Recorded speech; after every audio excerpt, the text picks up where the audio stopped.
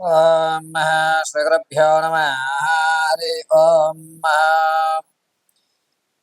అఘోరేభ్యో తఘోరేభ్యో ఘోరఘోరతరేభ్యః సర్వేభ్యో సర్వేభ్యో నమస్తే వస్తూర్ధ్వరూపేభ్యః సర్వం పరమేశ్వరార్పణమస్తు.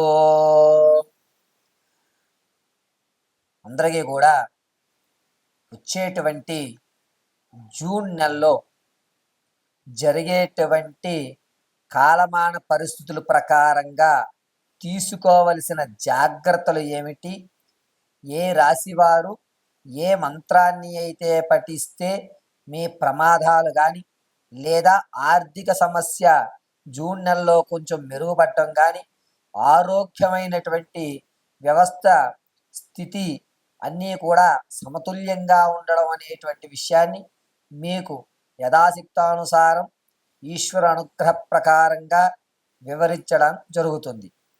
ఇందులో కేవలము జూన్ నెల మాత్రమే మీకు రెమెడీలు అనేటువంటివి చెప్పడం జరుగుతుంది. ఏ రాశివారు ఏ దేవతారాధన చేయాలి, ఏ పుష్పాలతో పూజ చేయాలి, ఏ బీజాక్షరాన్ని పఠిస్తే గనక వారి కోరికలు తీరుతాయి అనేటువంటి విషయాన్నంతటినీ కూడా వివరణగా చక్కగా ఏ రాశికి వారికి విడివిడిగా చెప్పడం జరుగుతుంది. ఈ ఫలితాలు మీరు మీ యొక్క స్థితానుసారం ఆచరించి ఆ యొక్క పార్వతీ పరమేశ్వరుల కటాక్షానికి అందరూ కూడా లోబడి జగజ్జనని అంబ కటాక్షంతో ఉన్నతమైనటువంటి మనోవాంఛలు పొందుతూ ఉండాలని మనస్ఫూర్తిగా కోరుకుంటూ, ఇప్పుడు ఈ యొక్క రాశి ఫలితంలో జూన్లో చేయవలసినటువంటి పూజ, అదేవిధంగా మంత్రోచ్చారణ జపార్థం ఏ విధమైనటువంటి దానయుక్తాలు చేయాలి అనేటువంటి విషయాన్ని క్షుప్తంగా మీకు వివరించేటువంటి ప్రయత్నాన్ని చేస్తాను. ఇదంతా కూడా పార్వతీ పరమేశ్వర అనుగ్రహ ప్రకారంగా జరుగుతుందని భావిస్తూ మీకు తెలియజేయడం జరుగుతున్నది. ముందుగా మేషరాశి వారు జూన్ నెలలో అనుకూలమైన వాతావరణం ఉన్నా లేకపోయినా సరే ఏ పరిహారం చేసుకోవాలి అనేటువంటిది తెలుసుకుందాం. మేషరాశి వారికి జూన్ నెలలో 9వ తారీఖున ప్రమాదం జరిగేటువంటి అవకాశం ఎక్కువగా కనబడుతుంది. కాబట్టి జూన్ 9 ఆ తదనంతరం నుంచి 15వ తారీఖు వరకు కూడా డ్రైవింగ్ చేసేటువంటి వారు చాలా జాగ్రత్తలు వహించవలసిన అవసరం ఉంటుంది. జూన్ నెలలో మేషరాశి వారు నిత్యము కూడా కొబ్బరి నూనెతో పరమశివుడికి దీపారాధన గావించి ఆ యొక్క పరమశివుడికి మారేడు దళాలు 11 శ్రీ మహాదేవాయ నమః అని చెప్పుకొని ఈ 11 బిల్వాలు స్వామివారికి సమర్పించుకోవడం చాలా శ్రేయస్కరమైనటువంటి విషయం.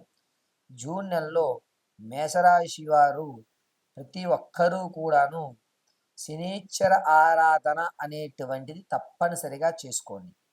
నీలాంజన సమాభాసం రవిపుత్రం యమాగ్రజం ఛాయా మార్తాండ సంభూతం తం నమామి శనీశ్వరం అనేటువంటి శని స్తోత్రాన్ని చదవడం వల్ల మేషరాశి వారు జూన్ నెలలో తన యొక్క చికాకుల నుంచి బయటకు వచ్చేటువంటి అవకాశం ఏర్పడుతుంది.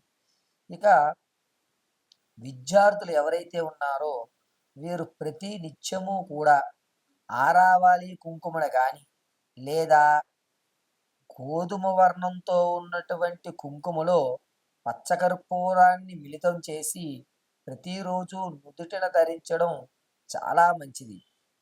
ఇక రాజకీయంలో ఉన్నటువంటి వారు ప్రతి నిత్యము కూడా శ్రీ సూర్యాయ నమః అని కానీ లేదా క్లీం సూర్యదేవాయ నమః అని కానీ చదువుకోవడం వల్ల రాజకీయంలో ఉన్నటువంటి వారికి అవకాశము అనేటువంటిది ఏర్పడేటువంటి ఉద్దేశం కలుగుతూ ఉంటుంది.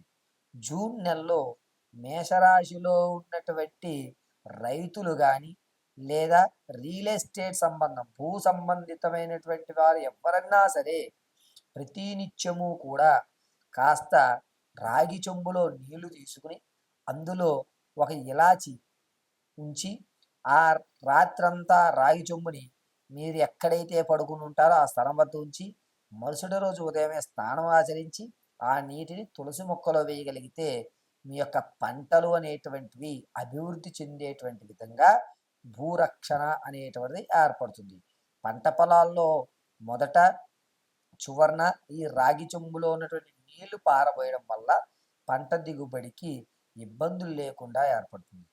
ఇక విదేశం వెళ్దాం అనుకున్నటువంటి వారు భం భైరవాయ నమః అని చెప్పుకుని చక్కగా మీ యొక్క విదేశ యాగానికి శ్రీకారం చుట్టుకోండి. జూన్ నెలలో మీ పనులు అయ్యేటువంటి అవకాశం కనబడుతుంది. ఇక సినీ రంగ సంగీతంలో ఉన్నటువంటి వారు ఎవరన్నా సరే శ్రీమన్నారాయణాయ నమః అనేటువంటి మంత్రాన్ని ఉచ్చరించుకోవడం చాలా మంచి విషయంగా ఏర్పడుతుంది. ఇప్పుడు మీకు వివరించినవన్నీ కూడా ఆ ఆ రాశి వారికి ప్రమాదాలు కానీ లేదా అనుకున్నటువంటి వాతావరణం ఏర్పడము, ధనం రావడము, వచ్చిన ధనాన్ని నిలకడగా ఉపయోగించుకోవడానికి ఉపయోగించేటువంటి మంత్రం వరకే.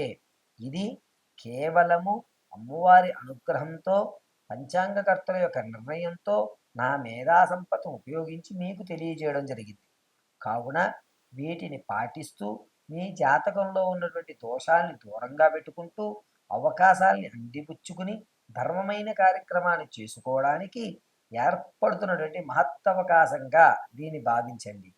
ప్రతి నెల కూడా స్థితి గతి రెండూ మారుతూ ఉండడం వల్ల ప్రతి నెల కూడా మీకు ఏ రెమెడీ అంటే ఏ మంత్రం చదివితే ఏ ఫలితం వస్తుంది, ఎందుకని ఈ మంత్రాన్ని మనం ఇప్పుడు ఎందుకు చదువుకోవాలి, ఎక్కడ మనం తక్కువ ఖర్చుతో అయ్యేటువంటి రెమెడీలు అంటే యజ్ఞ యాగాది వ్రతాలు హోమాలు కాకుండా తక్కువగా అంటే గ్రాసం ఎవరికి ఆవుకు కానీ లేదా మేకలకు కానీ చీమలకు కానీ చేపలకు కానీ మొక్కలకు కానీ ఏ విధమైనటువంటి దానం చేయడం వల్ల ఏ ఫలితాలు మనం అంతుపుచ్చుకుంటాము అనేటువంటి విషయాన్ని ఇదే విధంగా చక్కగా క్షుణ్ణంగా మీ అందరికి కూడా వివరించిస్తాను.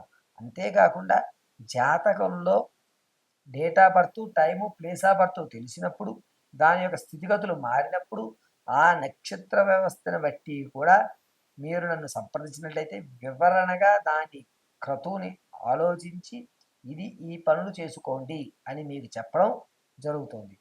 అది పరిపూర్ణమైనటువంటి జాతక పరిశీలన అంటారు. ఇది కేవలము నామాది స్థితి అనుసరించి చెప్పేటువంటి జాతకం మాత్రమే. దీన్ని ఎవరూ కూడా తప్పుపట్టుకోవద్దు. Date of birth time place of birth నక్షత్రాలు అన్నీ తెలిసిన వారు ఖచ్చితంగా మీ స్థితిలన్నీ పరిపూర్తిగా తెలుసుకుని పొందాలని మనస్ఫూర్తిగా కోరుకుంటూ నాకు తెలిసినటువంటి విద్యని మీ ముందు తెలియజేయడం జరిగింది. పరమేశ్వరార్పణమస్తు.